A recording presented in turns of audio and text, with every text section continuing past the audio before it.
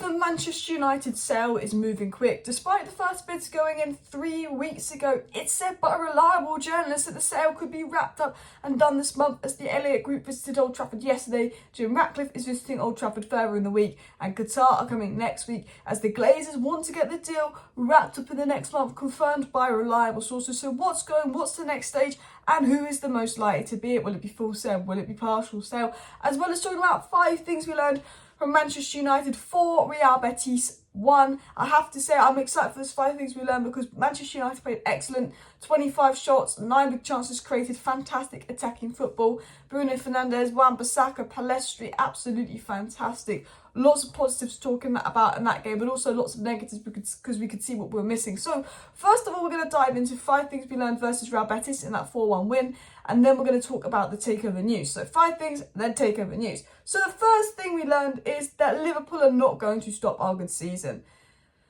There were some worries, will United recover from this 7-0? That's worse than 4-0, that's worse than 6-3. And I've been saying this, 4-0 Brentford, we recovered. 6-3 Man City, we recovered. 7-0 Liverpool, yes, it was 7-0. Yes, the scoreline was significantly worse, but I generally think we played worse in that 6-3 City loss. The scoreline was just more flattering to Liverpool, and then the 6-3 City loss, the scoreline was more flattering to us. It is concerning that we seem to get battered against big teams away from home. But I knew United was going to, recover from that. I knew Ten Hag was going to go at the players, and I knew that they're better than that, and I knew that even exhaustion, no matter what, they're better than that, and they'll recover from that. And not only did they beat Real Betis, who are 5th in La Liga, they're a good side, they're a difficult game like the Newcastle of their league, but Premier League's a little bit better than La Liga, so maybe we'll get to say the Brighton of their league, they're a difficult team, but we beat them 4-1. We beat them very convincingly, and when you look at it, the only shot they had on target was their goal. And we missed 7 big chances. Another day, we win that game 7-0. We actually put in a 7-0 performance. And that, to me, says, you know what? We've won this game. I think the psychology of winning this game, absolutely battering them, it means that we can move forward from the Liverpool game. To get over Liverpool, we need to win a few more games. And that's what we're doing. And I think the one thing that we've most importantly learned is that the Liverpool game, that was a blip. We've recovered from it. We will be fine. We've got Southampton, we've got this, we've got that. We lose, yes, we lost 7-0, yes, it was embarrassing, but these players, the season's not going to fall off the wheels just yet. We've also won the tie, which is good. The second thing we learned is that we really missed Christian Ericson today. Ericson on tried Bruno in the deeper role for a little bit and Fred in a more advanced role because Fred can't quite do what Ericson could do from deep in terms of creativity. Ericson's presence was missed today. I think Sabitzer would have been quite suited to that game, but unfortunately he was injured. And I think, it also shows the amount of depth we need in midfield because Bruno, Fred and Casemiro are basically having to play every game. And I have to be honest, there was moments of that game where we were losing the midfield, especially towards the end of the first half, where I was like, these guys look exhausted. Bruno, Fred and Casemiro, they look absolutely knackered. They look absolutely exhausted, having to play every game. We really do need some depth. We need a Frankie de Jong-esque player to give depth in that kind of Fred role. And then that would mean that Ericson could potentially play in Bruno's role because Ericson and Donny are out, which is the only depth for Bruno's role. So at least that way, if we have someone in Ericson's role, Ericson can play Bruno's role if we want to rest Bruno. And then I think we also need to go to South America and just look at like a cheap £15 million young DM that we can sort of bring through. Moises Caicedo and Enzo Fernandez before they went to Brighton and beat Benfica. That those type of signings what United should do. But we definitely need midfield depth. And we definitely need Ericson back. And he will be back for the last 2 games of the season, hopefully. The third thing we learned is that Facundo Pellistri deserves more chances. I actually thought Facundo Pellistri was brilliant when he came on. I was really, really impressed with the youngster. I've always liked Pellistri. I've always said Pellistri, Amad Diallo and Garnacho, they're the 3 youngsters I've always had like a little feeling for. I've always liked them. Amad Diallo, I can't wait to see next season. The way he controls the ball, fantastic. But Pellistri, I like his hunger. He came on and 14 seconds after coming on the pitch, he grabs the ball, runs around players and basically makes that goal happen. He runs in behind as a shot, always causing problems. I tell you what, Pellestri's a good player, and I really want to see more of him. There's a reason Uruguay took him to the World Cup. They believe in him. There's a reason he started games at the World Cup for Uruguay. They believe in him. And I felt bad for Pellistri because he hasn't got crazy goals and assist numbers, but he's been playing for teams that don't score lots of goals.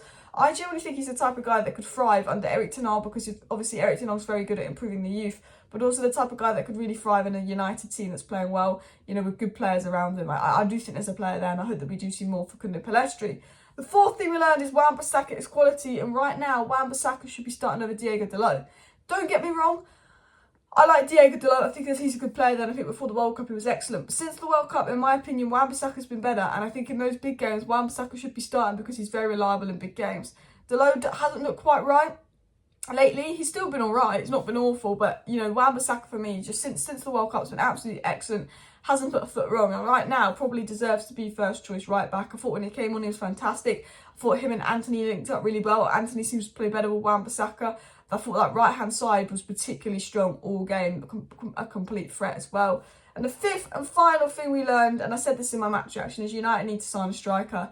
You know, Weghorst, he does everything but score the goals. He, you know, got his goal in the end, but it felt like he was never going to score when he could have had about 4 goals if he was a top finisher.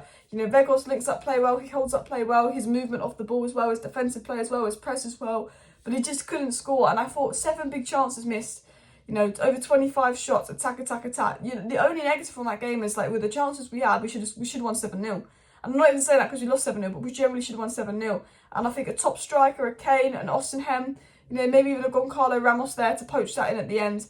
And that's easy days for them. And we know that Ten Hag loves a striker. We know a big physical striker is important to Ten Hag's system. And once United get that striker, boom. Once United get that extra body in midfield, boom. And once Manchester United get that goalkeeper that's good with their feet, boom. And then you're looking at maybe defensive depth, right back depth. So that is 5 things we learned from the game. But should we get into the takeover news? So the Telegraph came out with this morning. Manchester United bidders will attend detailed presentations at Old Trafford next week as the Glazers are said to remain determined sellers at the right price. Executives will outline opportunities and challenges. It said new, unlike the fraught Chelsea sale last summer, talks will remain fiercely kept secret as the bidding process heats up in the coming days. Bidders have agreed to non-disclosure agreements as well. But he's saying the Glazers are, you know, determined sellers.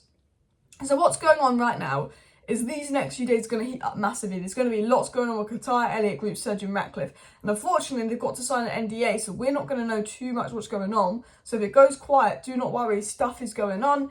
And that Glazers are determined to sell the club. And this is another report saying the Glazers are determined to sell the club to get the sale done. Now, I don't like that they've signed non-disclosure agreements, but I understand why they have. But I also worry, is that because the Elliot Group are doing something and the Glazers know there's going to be outrage? I'm not sure. We don't want the Elliot Group. They're at Old Trafford, obviously. Yesterday, you know, we want the full sale, and you know, it said that the Glazers are moving quick, they're determined to sell, and the process is going to move quickly.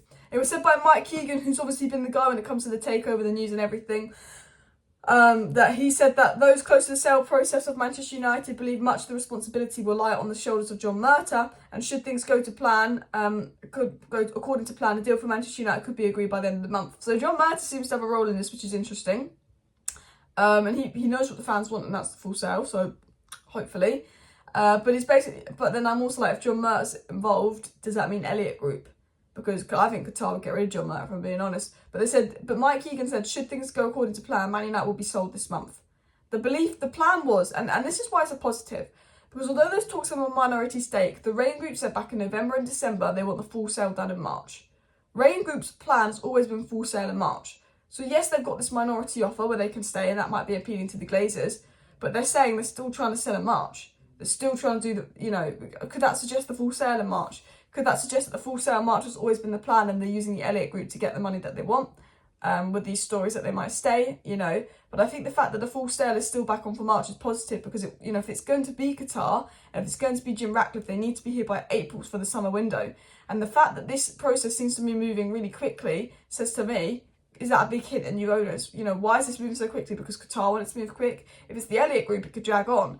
Not that it would take long to drag on, but if it's Qatar, they need to get this deal done quick. And all of a sudden it's moving quick, it's hitting the March deadline, the Reign Group, and the Reign Group set that March deadline for a full sale. So potentially positive there. And obviously Tier 1 Simon Stone, BBC, obviously very reliable source, said just in the whole, it is possible the whole process of Manchester United sale could now speed up. And they said while the soft deadline for submitting bids was almost 3 weeks ago, the whole process could now speed up from the point, although getting a done deal by the end of the month, which has been the initial intention, is thought to be unlikely. So he's saying that the process could speed up, but a done deal is potentially unlikely. And while the done deal at the end of the month might be unlikely because the winners will have to go through another process to finalise the sale, I think it's very likely that by the end of the month we'll know who it is. So even if it's not 100% done, you know, when we kind of signed Ericson, we knew that we signed him for like 2 weeks, but it weren't 100% done until 2 weeks later. I think that could be the same with Qatar or Jim Ratcliffe. We know who we're getting, and then we might, but it won't be finalised to April, but we'll probably know who we're getting by the end of the month.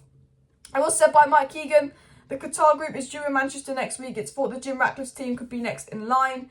as well. So Elliot Group's been to Manchester yesterday, Jim Ratcliffe's in Manchester this week, and Qatar and next week to look at stadiums, have tours, kind of estimate what it will cost them and see more of the financials. And then after discussions and presentations, those in the hunt will then be asked to come back with a second bid. At that stage, the New York-based Rain Group, who are handling the process for United's owners, the Glazer family, report back to their fellow Americans. So after Qatar come to Old Trafford next week and see it, all three groups will have to put in a second bid. We know the Glazers, Mike Keegan said this, Qatar will accept whoever's bid is the highest. Whoever comes in with the highest second bid, Qatar will accept. Now, there's rumours that Qatar won't overpay for United, and I think they're smart businessmen, and I don't think they'll overpay for United, but I do think there's going to be a lot of this, that. I think there's going to be a lot of games. Glazers won't do this, Qatar won't do that. I think there's going to be a lot of games because it's a sale, and Qatar want a good deal, and the Glazers want a good deal, and Jim Ratcliffe wants a bit, and the Elliot Group wants a bit. It's a sale. And it was finally said, after the second bid, they are likely to choose a bidder to enter an exclusivity period. In theory, there would be further negotiations ahead of the final agreed price. So basically, after the second bids, they're going to pick one winner, and we'll probably know that in like 2 weeks. We'll probably know in 2 weeks who that maybe one winner is, who's that one person selected to go into the final stage, where then they potentially have an opportunity to up their bid and agree on that final price. So that's everything you need to know with what's going on in the sale process. I hope that kind of cleared things up. And of course, the 5 things we learned. So smash like, smash the subscribe. See you next time.